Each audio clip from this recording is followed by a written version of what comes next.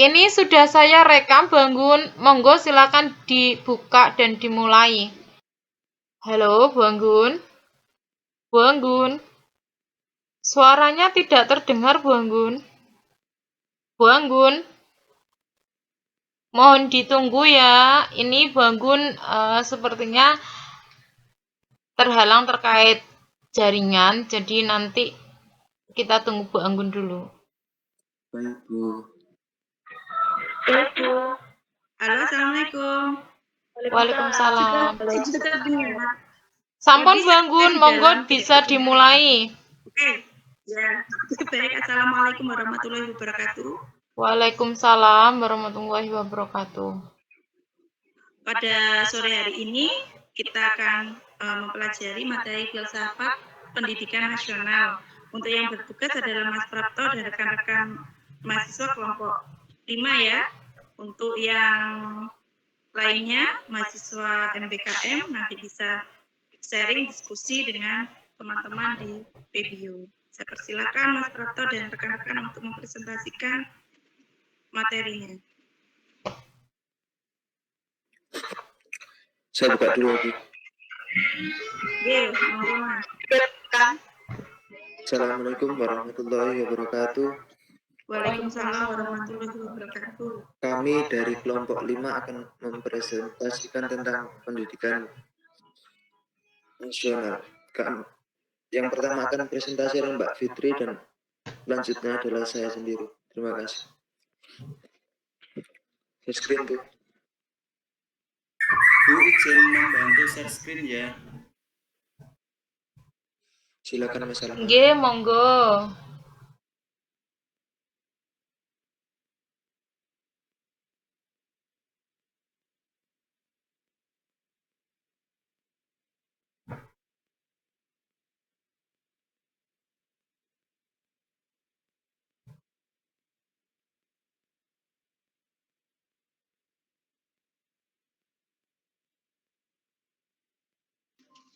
Oke, Assalamualaikum warahmatullahi wabarakatuh.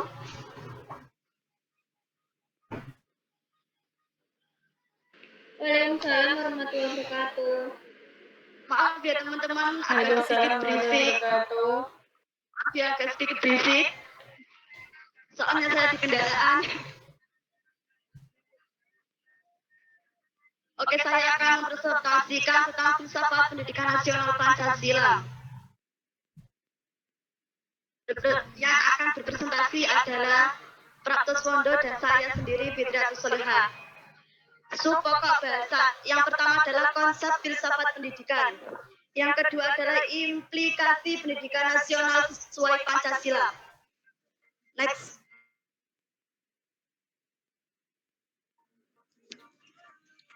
Pancasila. Pancasila adalah dasar negara Republik Indonesia.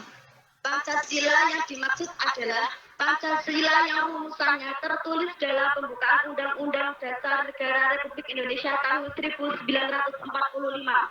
yaitu 1. Ketuhanan yang Maha Esa, 2. Kemanusiaan yang adil dan beradab, 3. Persatuan Indonesia, 4. Kerakyatan yang dipimpin oleh hikmat dalam kemusyawaratan perwakilan, yang 5. Keadilan sosial bagi seluruh rakyat Indonesia. Karena Pancasila adalah dasar negara Indonesia, maka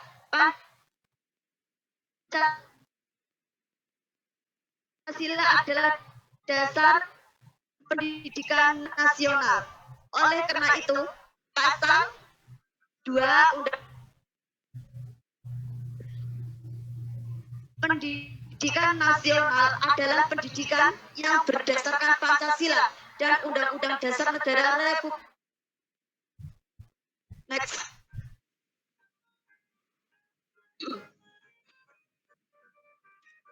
Pendidikan nasional.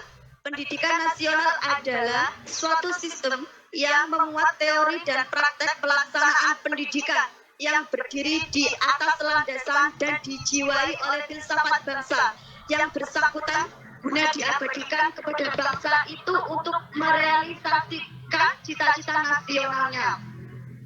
Next.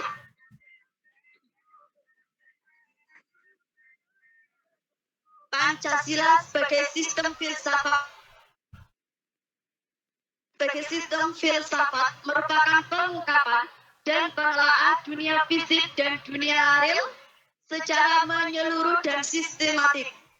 Pancasila memberi ajaran tata hidup manusia budaya secara harmonis. Pancasila adalah filsafat keselarasan. Next. Konsep filsafat umum yang pertama adalah metafisika, yang kedua adalah epistemologi, yang ketiga adalah aksiologi. Next. Metafisika. Pancasila mengajarkan bahwa eksistensi bersifat monopolaris dan integral. Artinya manusia yang memiliki banyak dimensi hakikatnya adalah satu kesatuan utuh. Pancasila menganut asas ketuhanan yang Maha Esa.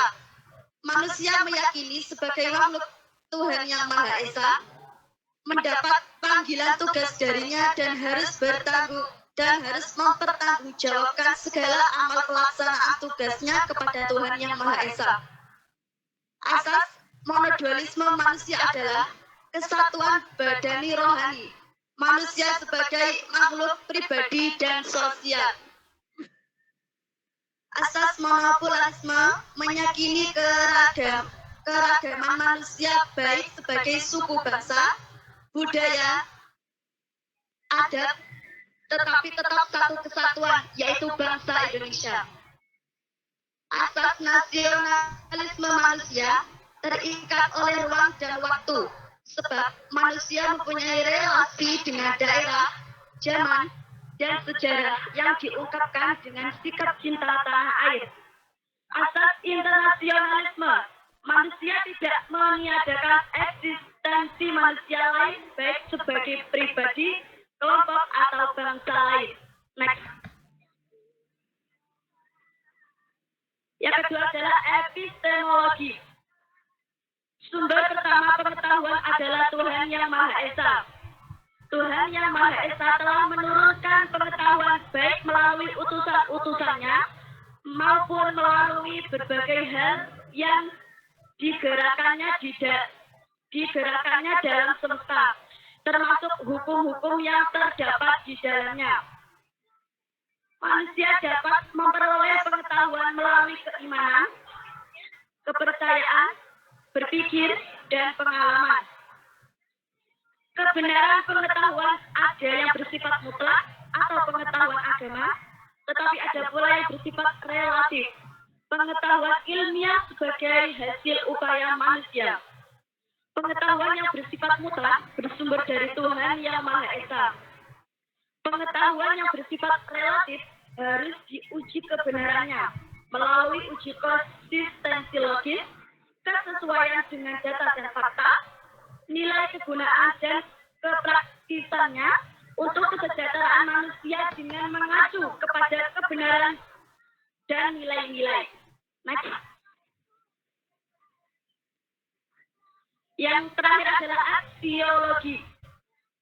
Hakikat nilai, sumber pertama segala nilai. Hakikatnya adalah Tuhan Yang Maha Esa. Karena manusia adalah makhluk Tuhan. Manusia adalah makhluk pribadi dan sekaligus makhluk sosial.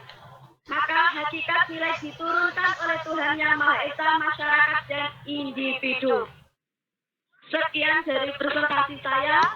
Yang akan melanjutkan presentasinya adalah Mas Prapto. Silakan Mas Prapto. Baik, terima kasih atas waktunya. Saya akan melanjutkan presentasi implikasi pendidikan. Poin pertama, makna pendidikan.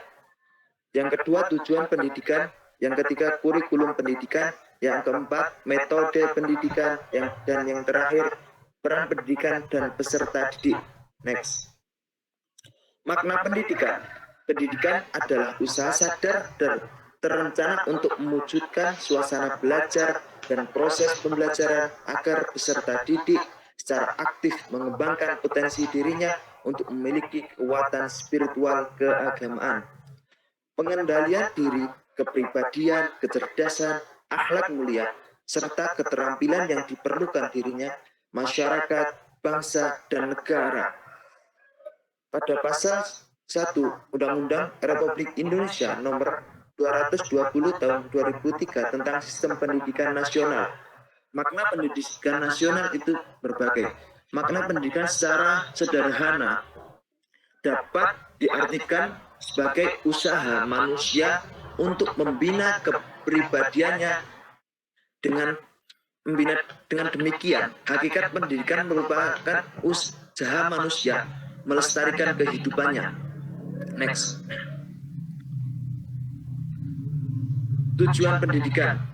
Pandangan Pancasila terhadap realitas manusia, pengetahuan, dan hakikat nilai mengimplementasikan bahwa pendidikan seharusnya bertujuan untuk pengembangannya potensi untuk berkembangnya potensi peserta didik agar menjadi manusia yang beriman dan bertakwa kepada Allah Subhanahu wa taala, berakhlak mulia, sehat berilmu, cakap, kreatif, mandiri, dan menjadi warga yang demokratis.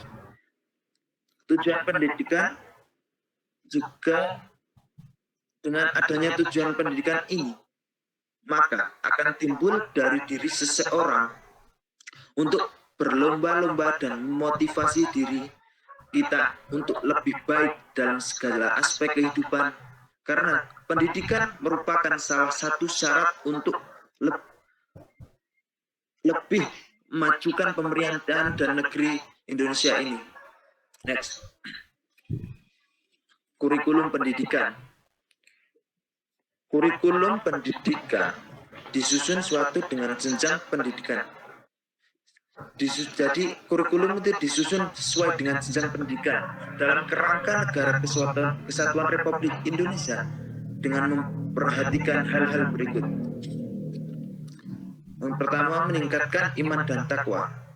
Yang kedua, peningkatan akhlak mulia. Yang ketiga, peningkatan potensi, kecerdasan, dan minat peserta didik.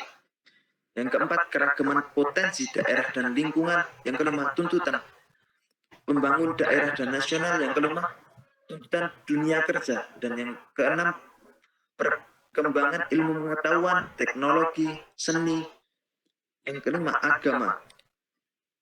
Yang ketujuh, dinamika perkembangan global. Dan yang terakhir, persatuan nasional dan nilai-nilai keragaman. Kurikulum pendidikan adalah perangkat mata pelajaran dan program pendidikan yang diberikan oleh suatu lembaga penyelenggara pendidikan yang berisi rencana pembelajaran yang akan diberikan kepada peserta yang akan belajar dalam satu periode jenjang pendidikan itu.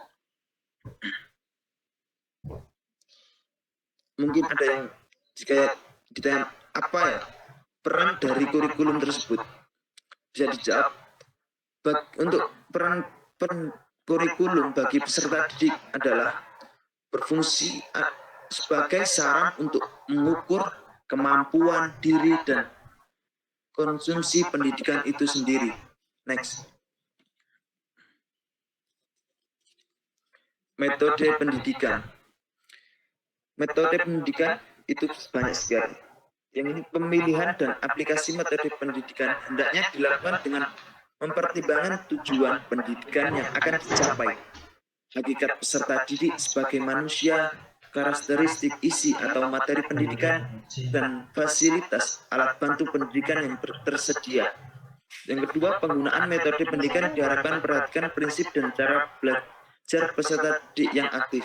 Metode pembelajaran pendidikan itu sangat banyak. Contoh saja dengan ceramah atau seperti hanya menerangkan, itu juga bisa sebagai metode untuk pembelajaran. Ada kalanya pembelajaran dengan diskusi atau dengan alat-alat. Sekarang kan zamannya juga modern, ada sekarang juga ini seperti ini. Meeting juga ya, penuh metode, penuh alat bantu pembelajaran. Next. Peran pendidikan dan peserta didik tersurat dalam semboyan ning ngarso sung tulodo, yang artinya pendidik harus memberi atau menjadi teladan bagi peserta didik. Jadi pendidik itu harus mencontohkan atau suri tauladan yang baik untuk para murid-muridnya. Yang ketiga, engmatnya manungkarso, artinya pendidik harus mampu membangun minat pada peserta didik. Seperti minat belajar, minat untuk membaca, untuk mencari wawasan yang luas, itu harus bisa memotivasi atau mengarahkan peserta didiknya untuk lebih mengembangkan minat bakat atau ilmu-ilmu yang disampaikan kepada peserta didiknya itu. Yang ketiga, tuturi handayani, artinya panjang tidak ada bahaya. Pendidik harus memberi kebebasan atau kesempatan kepada peserta didik untuk belajar mandiri. Atau bisa juga hanya memberikan metode. Nanti ilmu itu bisa dikembangkan dari peserta didik itu tersendiri. Seperti hanya memberikan materi. Nanti peserta didik itu diarahkan agar bisa mencari referensi atau mencari ilmu-ilmu yang lain di luar forum pendidikan tersebut, seperti mencari wawasannya atau sejarah, hanya memberikan arahan itu juga bisa.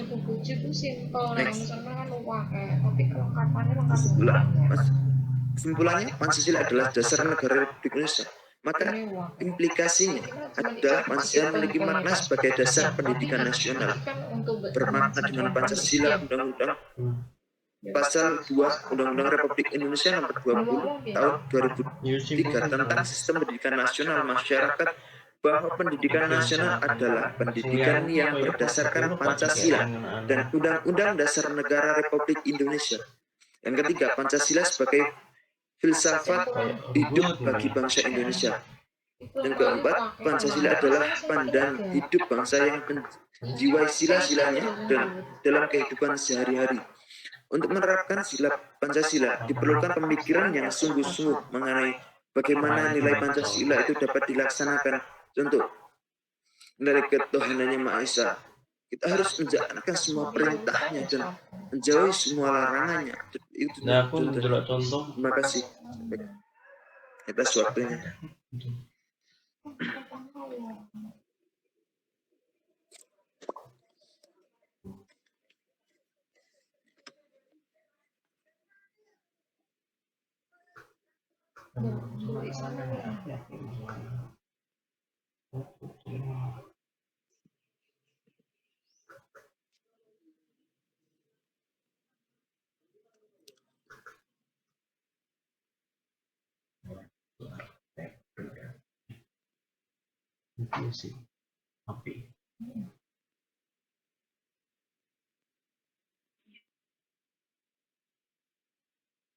Tuh, aku latar belakangnya sedikit ini. Poin. IDM metodenya kayak itu. Saya. Oke, sudah Mas Prapto dan rekan-rekan mahasiswa lainnya yang sudah ada pertemuan hari ini. Sudah? Sudah, Bu. Sudah, Bu Prapto. Pertanyaan aja, Bu. Ada sini. Halo, sudah. Oke, kalau sudah nih, silakan rekan-rekan mahasiswa LMBKN dan video untuk menanyakan terkait materi yang sudah disampaikan oleh teman kami.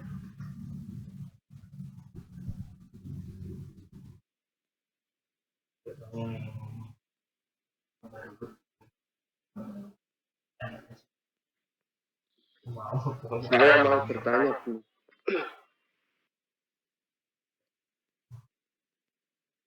Silakan Mas Ilham. Coba untuk Mas Prapto ya. Apa hubungan antara filsafat pendidikan dan filsafat Pancasila? Coba dijelaskan untuk hubungannya. Sekian, terima kasih. Iya, saya jelaskan lagi.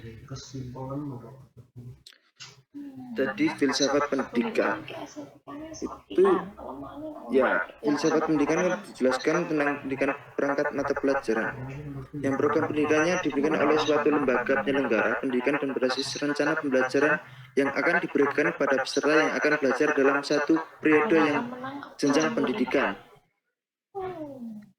Itu kurikulum. Terus tadi kan untuk sangkutnya dalam Undang-Undang 45 alinea keempat terdapat kalimat mencerdaskan kehidupan bangsa. Itu menggambarkan cita-cita bangsa Indonesia untuk mendidik dan menyelamatkan pendidikan menyamaratakan pendidikan ke seluruh penjuru Indonesia agar tercapai kehidupan bangsa yang cerdas. Itu yang ada di Pancasila, Mas. Kalau yang pendidikan kan tujuannya untuk berlomba-lomba ya saling berkaitan, tapi kan kita juga bisa mengimplikasikan dalam menarik dari Pancasila tersebut untuk mengambil dari isi-isi kandungan dari Pancasila tersebut.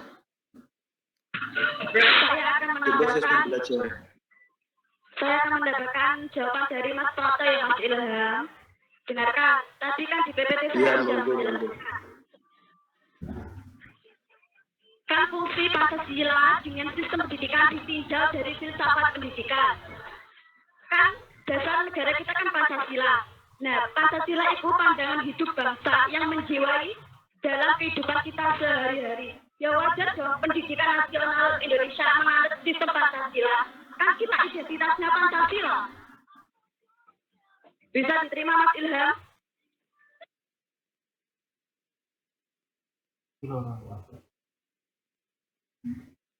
Gimana Mas Ilham? Masih belum puas atau sudah? Gimana Mas Ilham? Mau saya tambahkan lagi?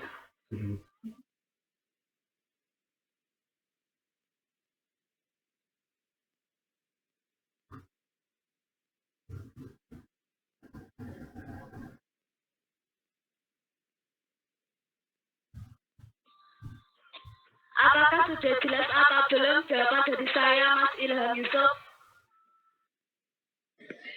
Ya, sudah. Ayo dibuka pertanyaan lagi bagi kakak. Izin mau bertanya. Saya dulu.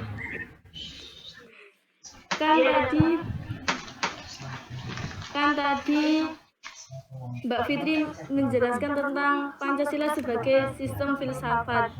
Dan saya mau bertanya, maksud dari Pancasila adalah filsafat keselarasan. Itu maksudnya gimana ya, Mbak?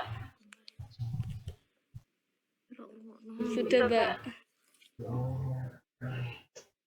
Coba ulangi pertanyaannya. Tadi Mbak Fitri kan menjelaskan tentang Pancasila sebagai sistem filsafat, kan ada Pancasila adalah filsafat keselarasan. Yang saya tanyakan maksud dari Pancasila adalah filsafat keselarasan. Sudah, Mas, Mbak. Ya, Bu. Izin bertanya dong. Ya, lanjut Mas. Pertanyaan saya mungkin nyambung sama pertanyaannya Mas Ilham tadi ya. Kan tadi dijelaskan bahwa Pancasila adalah dasar pendidikan nasional.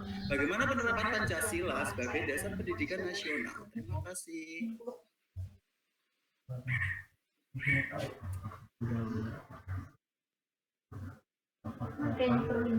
Gimana Mas Prapto, Mbak Fitri sudah jelas atas pertanyaan saya? Bisa diulangi Mas Alfa pertanyaannya, saya kurang jelas. Pertanyaannya gini, kan Pancasila tadi sebagai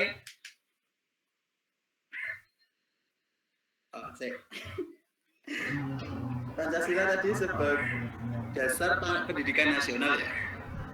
Itu bagaimana penerapan Pancasila sebagai dasar pendidikan nasional? Penerapannya di kehidupan pendidikan.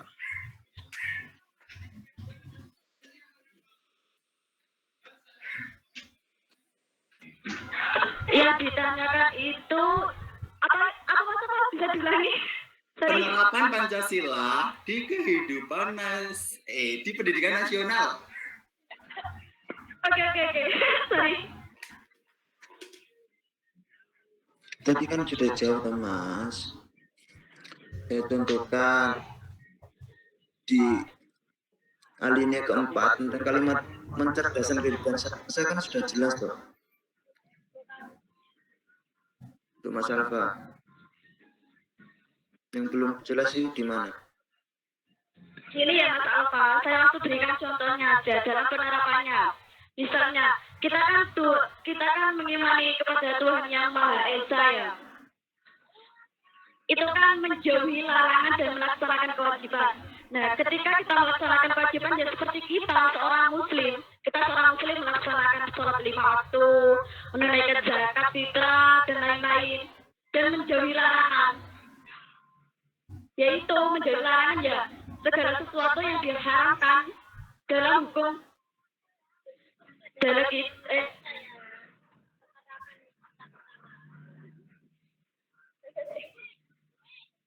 menjauhi larangan maksudnya itu kan tidak melaksanakan segala sesuatu yang diharapkan oleh Tuhan pada kita.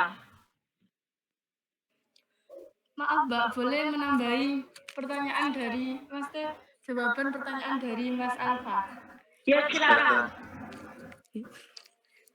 Yang ditanyakan Mas Alfa tadi kan tentang penerapan Pancasila di dalam pendidikan ya? Betul. Nah, tapi Mbak Fitri tadi menjawabnya bukan tentang masalah penerapannya di pendidikan, tapi itu di kehidupan lah dalam masyarakat. Kehidupan masyarakat. Iya, kalau dalam penerapan pendidikan ya Pancasila kan contohnya Pancasila keempat kan tentang kerakyatan yang dipimpin musyawarah itu loh Mbak. Iya. Musyawarah. Betul itu. Bisa ditambah. Ya itu kan contohnya ya bukan tentang bermusyawarah dalam diskusi tentang soal atau gimana di sekolah atau memilih ya musyawarah Mbak di kelas, bukan kalau yang Mbak Fitri contohkan itu kan kehidupan masyarakat, bukan mengaplikasikan pendidikan.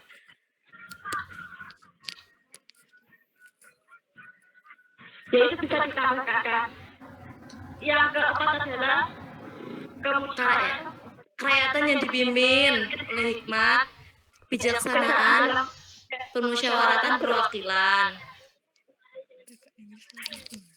Yaitu, nah itu bisa dengan nah itu kan dalam misalnya ya kita di dalam sistem pendidikan. Dalam sistem pendidikan itu kan misalnya kita ada pemilihan ketua kelas atau apa itu kan tetap kita musyawarah atau cara voting atau serapan suara terbuka yang menjadi ketua ya kan nggak menjadi ketua ya lapor jajar sabar dan menerima keputusan iya Mbak, itu yang saya maksud. Jawaban Mbak ini kan sama-sama jawaban saya, tapi kalau jawaban Mbak yang pertama mungkin saya kurang setuju karena itu bukan cara penerapan Pancasila dalam pendidikan, bukan. Yang mendidik tapi bukan dalam pendidikan tadi. Itu kan pendidikan ke arah keagamaan, ada dong. Keagamaan. Kalau keagamaan itu misalnya kita adakan kegiatan sholat berjamaah duhur atau duha bersama dalam lingkup sekolahan. Nah di situ kan juga ada penerapan Mbak Yo. Di situ kan banyak sekali ya seperti saya jawabkan tadi. Di situ kan juga termasuk pendidikan agama yang menjelaskan tentang kewajiban manusia dan menjauhi larangan Tuhan. Tetap ada kesinambungannya. Benar nggak? Iya Mbak, tapi itu bukan, itu tuh terlalu luas Mbak kata-katanya, artinya itu terlalu luas, bukan dalam kehidupan di lingkup sekolahan saja kita harus menjauhi larangannya. Kalau menjauhi larangan itu bukan lingkup sekolahan saja, lingkup pendidikan. Loh pendidikan juga kan bukan dari sekolah Mbak, pendidikan kita juga di masyarakat. Oke. bangun Di tengah tengah itu, ya. monggo di tengah itu. Mas Prabowo tidak bisa menengahi ya. Kayak soalnya Bu. Iya, berarti seperti ini. Misalkan pendidikan ya bisa kita bawa contohnya ke dalam kelas. Jadinya kalau yang nilai keagamaan tadi misalkan bisa kita lakukan di awal pembelajaran, kita berdoa terlebih dahulu. Nah, berdoa itu kan juga termasuk keyakinan kita kepada Tuhan. Seperti itu ya, Mbak Ayun ya. Mbak Fitri bisa dipahami ya, yang dimaksudnya seperti itu. Ya, kalau sudah. yang disampaikan oleh Mbak Fitri terlalu luas misalnya itu seperti itu bisa dipahami Mbak Ayun ya, bisa dimengerti ya. Bisa. Mas Alfa, ini pertanyaan dari Mas Alfa ya. Iya, sudah saya dengarkan dari tadi. Oke, Mas Alfa sudah ya, sudah sesuai ya. Ya, sudah sesuai Bu. Tapi lebih ke jawabannya Mbak Ayun sih Bu daripada ke jawabannya Mbak Fitri. Oh gitu. Iya. Karena Karena ini kan Mbak Fitri kan fungsinya untuk ya saya. lingkupnya lebih luas tuh Bu. Kalau Mbak Ayun kan tadi apa? Ya emang lingkupnya pendidikan yang saya tanyakan juga lingkupnya pendidikan, nggak lingkungan luas gitu. Betul. Ya, apa itu fungsinya kita diskusi ya, seperti itu. Oke, makasih Mbak Ayun yang sudah membantu kelompok pemateri untuk menjawab ya. Oke, gimana? Ada yang ingin didiskusikan kembali? Ada yang belum terjawab, Mas Alfa? Yang tadi pertanyaannya Mbak Ayun, itu keselarasan Pancasila pada filsafat. Kenapa? Kenapa Mbak? Mohon diulang.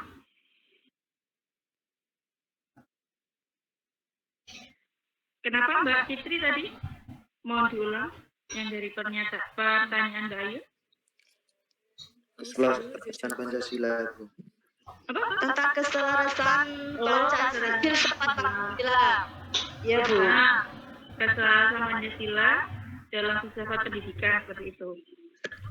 Iya Bu, benar. Yes.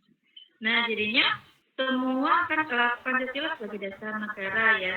Nah, jadi setiap apa yang kita lakukan dalam bernegara ataupun sesuatu hal dalam kita berpendidikan, di dalam lingkup pendidikan juga harus didasarkan Pancasila seperti itu. Ya, Mbak Ayun. Nanti implementasinya berarti implementasi yang ke-nya seperti itu. Ya. Gimana Mbak Ayu? Dan Mbak Fitri? Bisa diulang Bu, saya kurang jelas. Jadinya kan tadi keselarasannya Pancasila itu apa sih dalam pendidikan seperti itu. Nah, kita hidup bernegara kan Pancasila itu kan sebagai dasar negara. Nah, kita hidup ini yang menjadi dasar atau landasan kita Pancasila. Ya sudah yang pegang itu. Nah, dalam kita kan itu secara umum. Nah, nanti bisa kita persempit dalam berbagai bidang. Bidang pendidikan juga sama, dan bidang yang lainnya juga seperti itu. Jadi harus sesuai dengan Pancasila atau selaras dengan Pancasila, seperti itu.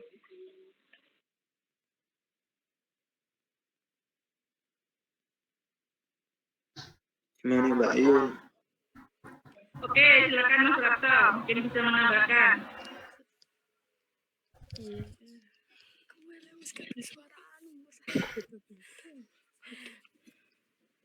Kan ya keselarasan kan juga saling berkaitan tuh tadi kan. Ya betul. Ya benar tadi kan juga Pancasila kan sebagai dasar negara. Terus kalau secara umum untuk Pancasila juga bisa diterapkan dalam pendidikan. Filsafat pendidikan di kelas itu seperti di diskusi seperti bisa. Iya betul. Berarti apa? Berarti kan bisa musyawarah mufakat ya. Berarti kita cari hasil yang sesuai dengan konsep yang benar dengan menghargai pendapat teman yang lainnya ya Mas Rapto ya.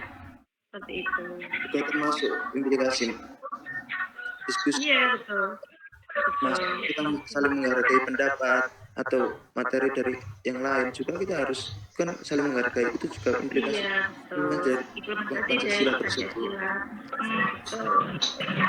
Bahkan keadilan sosial, ya kan, mungkin kita sebagai guru nantinya ya kita harus dalam penilaian itu tidak memihak satu dengan yang lainnya, seperti itu. Memang kita sesuai dengan kemampuan siswa. Misalkan kalau dia pandai dengan hasil kemampuannya secara kognitif tinggi, ya kita akui seperti yang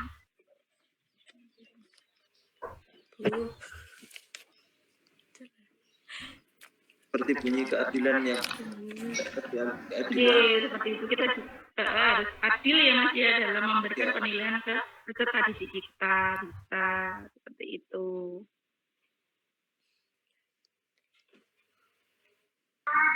Ada lagi pertanyaan dari teman-teman? Kalau misalkan yang sila kedua, apa berarti kerakyatan yang dipimpin, itu yang paling kemanusiaan, ya kemanusiaan.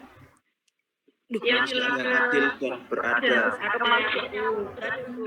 Apa yang keadilan sosial, kemanusiaan dan berarti nih kemanusiaannya adil dan beradab. Berarti kita kan menghargai hak-hak asasi siswa kita, seperti itu bisa. Ya, seperti itu ya Mbak Yun ya. Iya Bu, ya makasih Bu. Ya, pokoknya kita secara nalar, secara logika, apa sih yang cocok untuk implementasi Pancasila di pendidikan? Kalian mahasiswa pasti sudah paham Mas Rato ya, seperti itu. Oke, silakan. Ada yang ingin didiskusikan kembali? Mbak Widya, monggo bertanya. Iya, Mbak Widya, silakan. Apa peran penting kurikulum dalam dunia pendidikan? Yang paling penting, yang paling menonjol, apa sih? Yang paling penting. Izin menjawab Bu. Iya, silakan Mas Rato. Peran penting kurikulum dalam dunia pendidikan adalah kurikulum memiliki peran yang sangat penting dalam pendidikan.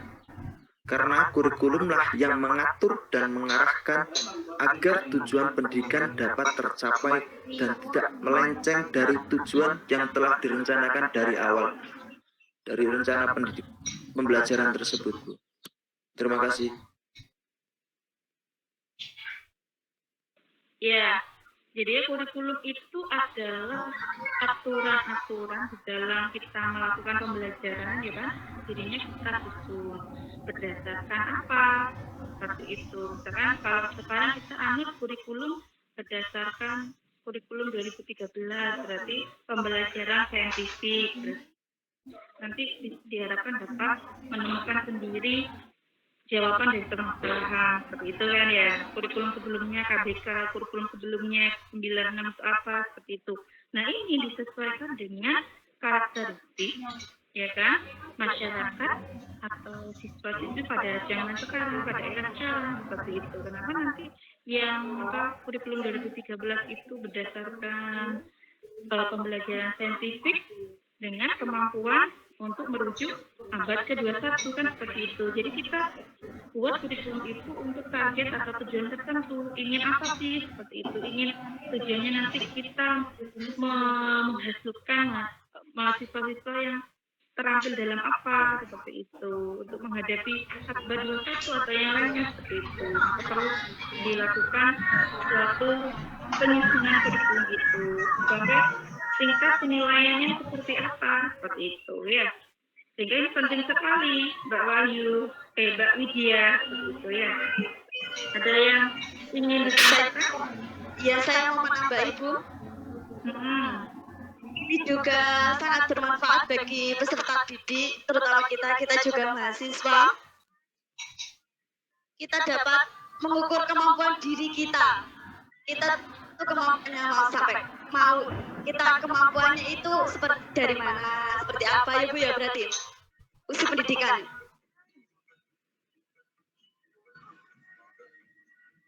Ya Bu Anggun, ini juga mengukur kemampuan peserta didik Bu ya berarti. Iya betul, tujuannya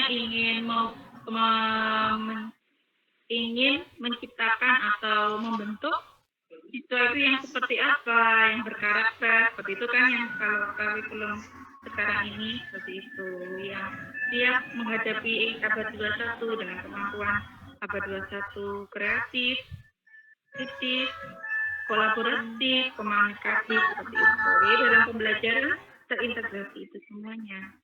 Seperti itu ya, Mbak Fitri. Iya, Bu. Oke, ada lagi yang ingin didiskusikan? Izin bertanya, Bu. Ya, silakan. Siapa Seperti ini? Siti Fauzia, Bu, MBKM.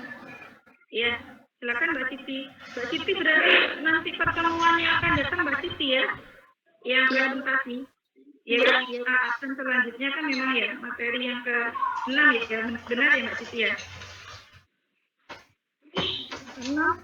Bukannya saya ke-7, Bu. Oh, ke-7. Oke. Iya, yang ke-7 nanti Mbak Siti ya, yang ke-6 nanti coba nanti saya lihat lagi. Oke, silakan Mbak Siti. Ya, seperti yang kita ketahui ya, di Indonesia itu sudah beberapa kali mengalami perubahan kurikulum. Apa sih alasan dari perubahan kurikulum itu? Gimana, bisa diulangi, Mbak? Apa yang menjadi alasan perubahan kurikulum pendidikan di Indonesia? Saya akan menjawab dari Mbak Siti. Oke, Mbak Fitri.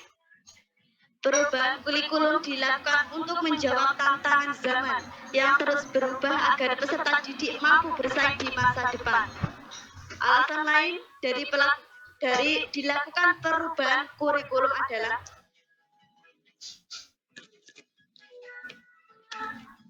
ingin menjadikan peserta didik itu lebih baik lagi, mampu bersaing dengan negara maupun bersaing dengan yang luar.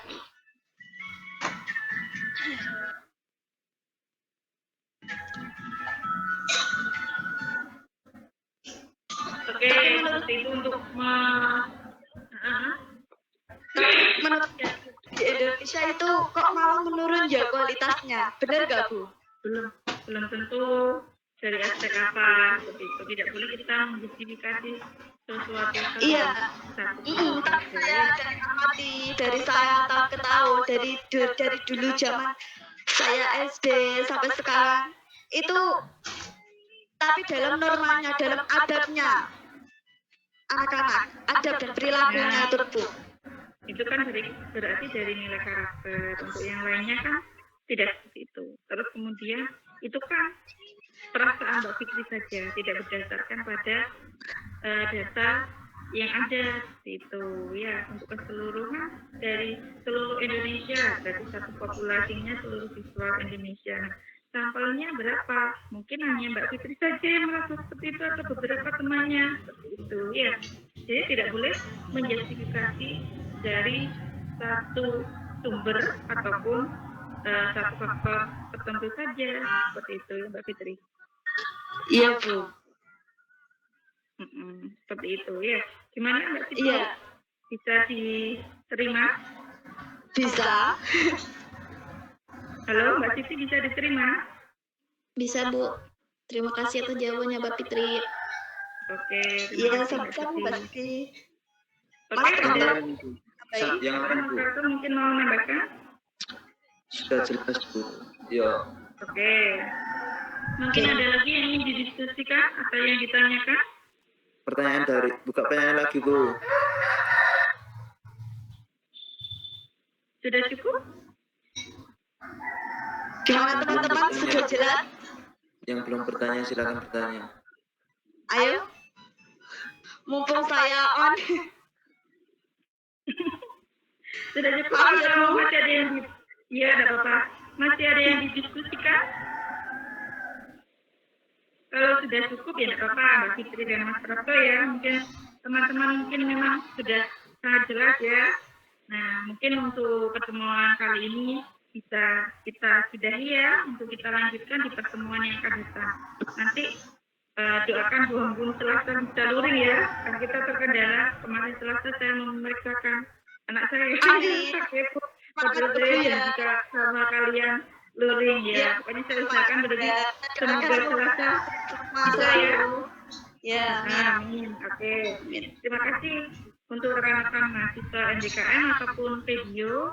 Saya akhiri ya pertemuan kita hari ini. Dan terima kasih untuk partisipasinya dalam Gimit sore ini. Tadi molor ya, sedikit molor soalnya saya ada satu kegiatan. Dan saya akhiri, wassalamualaikum warahmatullahi wabarakatuh. Waalaikumsalam warahmatullahi wabarakatuh. Terima kasih Bu Tati juga dan rekan-rekan mahasiswa MDKM serta video. Saya izin Terima kasih, Bu. tutup ya.